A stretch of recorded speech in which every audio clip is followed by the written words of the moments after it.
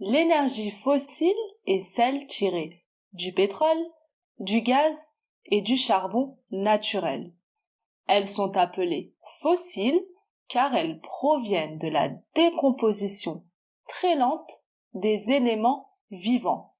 Ce sont des sources d'énergie non renouvelables et leur quantité est limitée. Les sources d'énergie non renouvelables représentent 80% de la production d'énergie sur Terre. Quant aux énergies renouvelables, elles représentent seulement 20% de la production. Ce sont principalement les énergies solaires, hydrauliques ou encore les éoliennes. Les études sur le climat ont démontré que la variation du taux de CO2 a une influence sur le climat.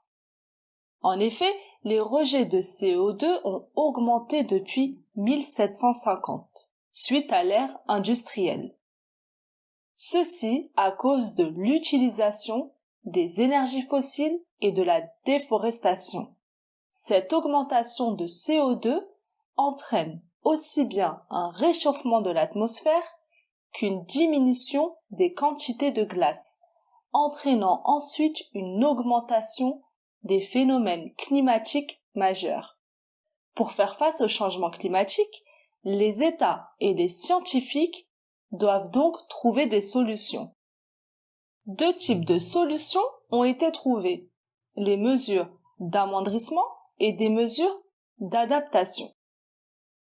Concernant les mesures d'amoindrissement, leur but est premièrement un changement vers des énergies renouvelables rejetant moins de CO2 et deuxièmement un captage et un stockage dans le sol de CO2. L'objectif de ces mesures est de stabiliser le réchauffement à moins de 2 degrés Celsius.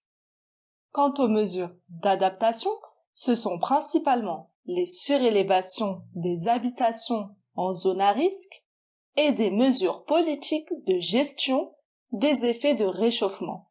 L'objectif des mesures d'adaptation est d'éviter les effets dramatiques, donc les réfugiés climatiques ou encore les famines. Passons aux exercices. Exercice 1. Vrai ou faux, coche la bonne réponse. N'hésite pas à mettre sur pause la vidéo pour faire ton exercice. Tu as réussi? On passe à la correction. Les énergies fossiles sont des énergies non renouvelables. C'est vrai, comme nous l'avons vu dans le chapitre. Le pétrole est une énergie renouvelable.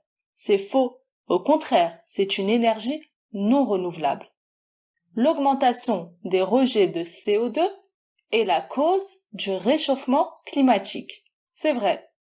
Les énergies renouvelables représentent 80% de la production mondiale. C'est faux. Elles représentent seulement 20% de la production mondiale. Exercice 2. Pour les énergies suivantes, indique s'il s'agit d'une énergie renouvelable ou non renouvelable. Là aussi, n'hésite pas à mettre sur pause la vidéo pour faire ton exercice. Tu as réussi?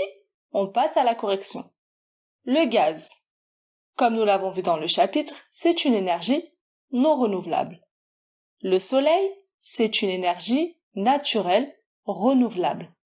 Le pétrole, c'est comme le gaz, c'est une énergie non renouvelable.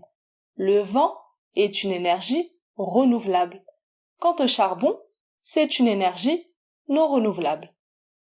Abonne-toi à Cours Clair et réussis ton examen.